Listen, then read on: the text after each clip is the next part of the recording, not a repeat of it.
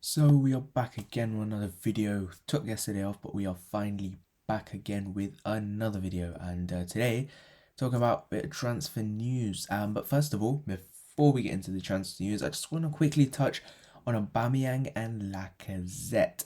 Now, obviously they missed the game against Brentford due to illness. Now, a lot of rumours have circulated around Aubameyang and Lacazette, and apparently they have fallen out with manager Mikel Arteta and reportedly been placed on the transfer list. Now, we will talk about Aubameyang in a bit of depth and as our first piece of transfer news, but apparently these two have fallen out. Now, my initial thoughts to this were Arteta's losing the dressing room because Aubameyang and Lacazette, whether you see from videos or just generally common sense, they are top influences within that dressing room at Arsenal Football Club. They're the top biggest earners, I think, and Aubameyang is anyway, and they lead the dressing room in terms of, they both have that French connection, the German connection, and I just feel that slowly but surely Arteta is losing the dressing room because I think when you look at the game we had against Chelsea Boxing Day last year, I think Arteta still had the dressing room to an extent.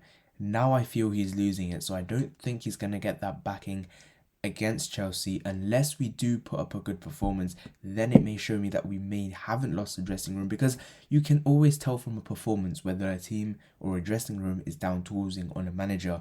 Now, other reports were suggesting that Antonio Conte is being lined up for the job, and Lautaro Martinez would follow him to the Emirates. That was coming out from Italian newspaper Tutto Sport. Now, again, they're not the most reliable, but I do believe there is some truth to this. If Mikel Arteta's job is very insecure at the moment, and we are in for Lautaro Martinez as a potential replacement for Aubameyang and Lacazette, as reportedly they are being placed on the transfer list and they do want to go, then it doesn't seem like the worst link or the most outlandish as some people may suggest. But I don't think Arteta's getting sacked anytime soon. I think if he does, it would be November, unless something very shocking happened or something is going on behind closed doors that we don't know of.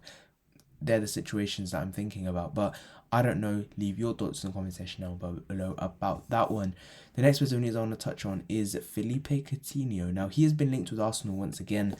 This time it has been he's been linked with a swap deal with Aubameyang. Aubameyang Coutinho swap deal. Would I be happy with that? Maybe.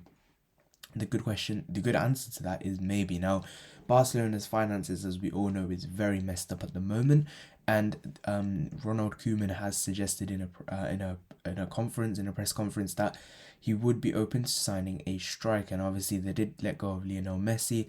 They've got Memphis Depay there. They've got Antoine Griezmann. They've got Sergio Aguero, but he's out for 10 weeks with an injury, so they might be in for a striker, and Aubameyang could be the answer to their, the player to their answers.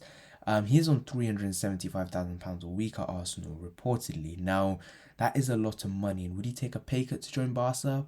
Probably, because he is going to be, challenging up there with, La Liga, trying to win it in the Champions League. Obviously, that's probably what you want, being a top player.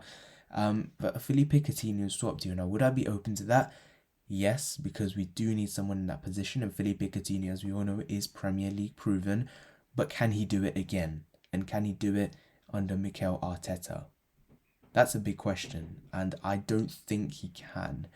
Well, last summer, he was very heavily linked, and I always suggested last summer that I would take him. I think this summer I would, but I think we've got other targets in mind, such as James Maddison, that we should be going after, or Martin Odgaard, or Houssem Aouar. I think those three players are definitely ahead in the pecking order to Felipe Coutinho. But if we can't get any of our targets, which Edu, is messing up already, then I don't think Coutinho is the worst thing we can do, in my opinion, in this transfer market, especially if we can offload Aubameyang and his wages and bring in someone like Coutinho.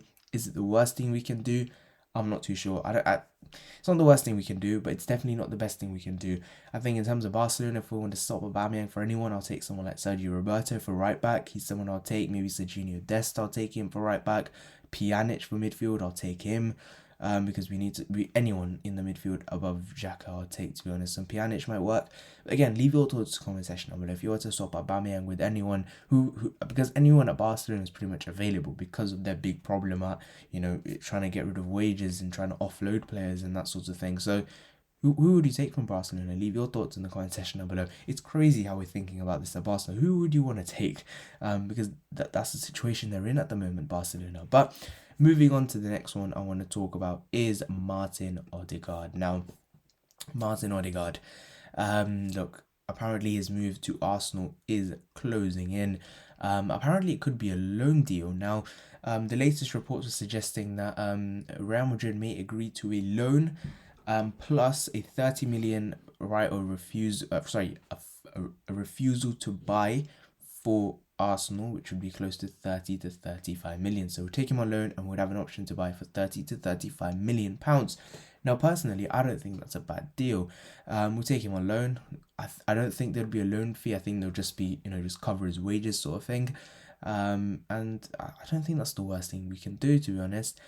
That could probably save us a bit of money, and maybe we can get Aouar. Maybe we can go after Madison still. I don't know. We can add some more options in that creativity spot. I think that's something we can do, definitely. We'll just have to see. But I think a loan for for Odgaard isn't the worst thing. But again, it just shows what Arsenal are doing, the cheap and cheerful option. If we do go for a loan for Odgaard, I want us to go and get a right back or another midfielder or a striker.